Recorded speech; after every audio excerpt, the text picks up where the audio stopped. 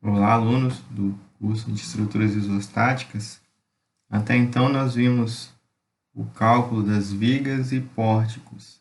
Neste vídeo, nós veremos um novo elemento, que são as grelhas. Grelhas são elementos compostos por estruturas lineares situadas no mesmo plano, com um carregamento perpendicular ao seu plano. Para eu determinar os esforços numa grelha, eu preciso utilizar das equações da estática. Porém, como é um elemento contido num plano horizontal, nós utilizamos a somatória de forças verticais, porque eu só tenho carga perpendicular ao plano, só cargas verticais, e somatória de momento. Só que agora eu tenho um momento tanto em x quanto em y, porque é um elemento plano, um elemento formado por barras lineares, que estão compostas tanto numa direção quanto na direção perpendicular também. Por isso eu faço essa somatória com essas três equações para determinar os esforços nas grelhas isostáticas. Na prática, a maioria das grelhas que nós encontramos são grelhas hiperestáticas, onde através dessas equações não conseguimos determinar todas as reações de apoio e os esforços internos. Nós temos poucos exemplos de grelhas isostáticas, onde eu só tenho três incógnitas, porque eu tenho essas três equações para determinar as nossas reações de apoio. Esse seria um exemplo de uma grelha hiperestática. Nas grelhas, os esforços que atuam são os esforços cortantes, o esforço de cisalhamento, esforço de flexão, e aparece um novo tipo de esforço que não tínhamos até então, que é o esforço de torção, querendo rotacionar uma barra ao redor do eixo dessa barra, como se estivesse torcendo um pano, por isso o nome torção, que tem o movimento como indicado aqui na figura.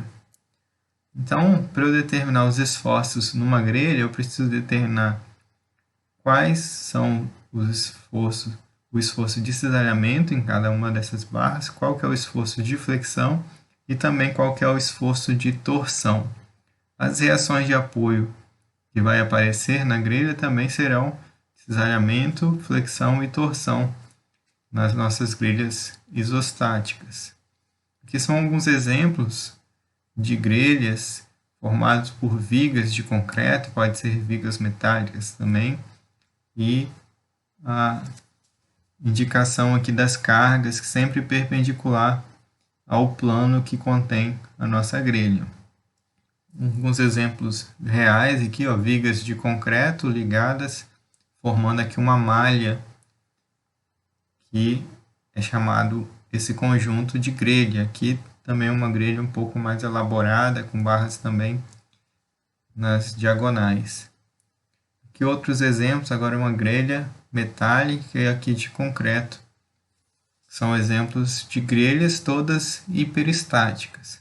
Então, um exemplo de uma grelha isostática seria um elemento bem mais simples. Eu tenho aqui um engaste, uma barra ligada ao engaste e como continuidade outra barra com ângulo de 90 graus aqui da primeira, as duas barras na horizontal. E uma carga de baixo para cima de 40 kN aplicado na ponta da minha grelha.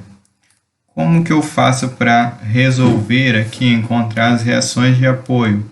Eu vou ter uma reação vertical aqui, que seria o meu VA, um momento fletor para impedir o giro dessa grelha e um momento torsor para impedir também o giro na outra direção. Então, a primeira equação que nós utilizamos é a somatória de forças verticais igual a zero. Eu só tenho um VA e o 40 kN. Então, VA mais 40 igual a zero. Eu determino que o meu VA é igual a menos 40, ou seja, eu tenho uma força de reação do engaste de cima para baixo para impedir que a força de 40, carga externa aplicada, consiga gerar um movimento nessa grelha. Segunda equação, somatória de momento em y, ou seja, momento que tende a causar um giro em torno do eixo y. Então, o momento fletor y, que é a carga de 40 e vai causar aqui na base onde está engastado, a base desse elemento horizontal da minha grelha, seria 40 vezes a distância até o ponto. O momento é sempre força vezes distância. Como eu estou analisando o giro em torno do eixo y, a força, a distância que eu tenho que considerar é a distância em x, sempre paralela à barra com o que eu estou verificando. Então, 40 vezes 5, essa carga de 40 causa um momento aqui no engaste de 5 vezes 40, que é 200. Então, para esse elemento ficar parado, estático, o engaste vai gerar uma reação de 200 para impedir, então, o giro dessa grelha. E a última equação é somatória de momento em torno do eixo x. Como que seria esse giro? Como se fosse uma maçaneta aqui, tentando torcer essa barra que está com apoio aqui, com o engaste na sua ponta. Então, a carga de 40, ela vai causar um momento aqui também no engaste, só que agora a distância, como o momento é em torno do eixo x, a distância é em y. É a distância perpendicular à barra que eu estou analisando. Então, o momento torsor causado pela força de 40 seria 40 vezes 3, ou seja, 120. Como que eu coloco a indicação desse momento torsor? A gente faz essa indicação aqui com duas setas, e aí, como vocês viram em física, você aponta o dedão para onde estão indicadas as duas setas, e o giro é na direção, no sentido dos outros 4 dedos, para você verificar qual que é o sentido do giro do momento torsor. Então, essas setas aqui indicam que o giro seria aqui, analisando no eixo x, no sentido anti-horário, em torno do eixo x. Então, o momento torsor da carga de 40 seria 40 vezes 3, 120, no sentido aqui anti-horário. A reação de apoio aqui, como eu coloquei também no sentido anti-horário, seria de menos 120 para impedir o giro dessa minha grelha.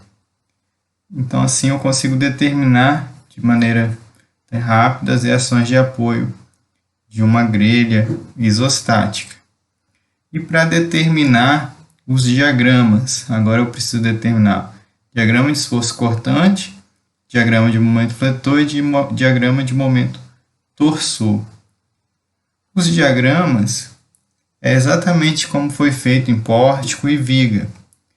Então, o diagrama de esforço cortante, eu, considerando a minha estrutura, analisando da esquerda para a direita, eu adoto o mesmo convenção de sinal de vigas, o que é para cima positivo, para baixo negativo. No caso, começando da esquerda para a direita, eu tenho uma carga de menos 40, então o diagrama aqui no engaste vai descer 40, vai ser negativo, eu não tenho nenhuma outra carga ao longo dessa grelha, então até a ponta aqui vai no valor de menos 40 e aqui ele zera com a carga de 40 para cima. Então aqui eu teria menos 40 e vai até o final da minha grelha, fechando aqui com o valor constante de menos 40, o diagrama de esforço cortante. O diagrama de momento fletor, eu posso começar pela ponta da minha grelha, que eu nem precisaria ter calculado as reações de apoio, eu já consigo traçar diretamente esse diagrama. Como em toda limite de estrutura, o valor do momento fletor é zero, porque o momento é força vezes distância. Na ponta da estrutura eu não tenho nenhum momento aplicado, não tenho distância, apenas uma força nesse caso, então o momento aqui começa com zero. Se eu for analisar para essa minha primeira barra, à medida que eu vou caminhando, eu vou multiplicar a força de 40 vezes essa distância para achar o momento fletor que está atuando nessa barra. Como não tenho nenhuma carga distribuída, esse diagrama de momento vai ser linear, onde começa em zero e termina no valor aqui que eu vou determinar, que seria o momento fletor nesse nó, nessa ligação aqui das duas barras, seria 40 vezes a distância do ponto que eu estou analisando até a força de 40. Como eu estou analisando essa barra, a distância que eu vou considerar vai ser o 3 metros. Então, seria 40 vezes 3. O valor do momento para essa barra nesse ponto é de 120. Então, ele começa em 0, desce aqui para 120. Como eu estou analisando aqui da direita para a esquerda, os sinais são um pouquinho diferentes. Então, aqui está rotacionando no sentido anti-horário. Anti-horário, analisando da direita para a esquerda, é positivo, e positivo para diagrama de momento fletor é para baixo. A minha segunda barra, como que eu determino o momento fletor? E aí, quando é uma grelha horizontal com essas barras ligadas no ângulo de 90, a gente vai ver que esse diagrama não é contínuo. Qual o valor do momento que essa carga de 40 vai causar nessa ponta da barra, só que agora analisando a barra que está engastada. Como a barra que está engastada está na direção x, a distância que causa o momento é paralelo, então seria a distância em x. A força de 40 até a ponta da barra que está engastada, na direção x é zero. Então o diagrama vai começar em zero, para essa barra engastada, e vai terminar no valor de 40 vezes 5, ou seja, 200. Então, assim que fica o meu diagrama de momento fletor para esse exemplo. E o último diagrama é o diagrama de momento torsor. Tem que analisar qual que é a torção que as cargas estão causando em cada barra da minha grelha. Começando aqui da direita para a esquerda, eu vejo que a carga de 40 para essa primeira barra, ela não causa nenhum giro com relação à torção, porque a distância que eu pego para a torção é o inverso de momento fletor. A distância precisa ser perpendicular à barra. Então, a força de 40 está exatamente sobre a barra, não tem distância perpendicular, então nessa primeira barra não está sofrendo nenhum tipo de esforço torsor. Já a minha segunda barra, eu vou analisar aqui a carga de 40 vezes a distância perpendicular à barra. Então, a distância perpendicular a essa barra é 3.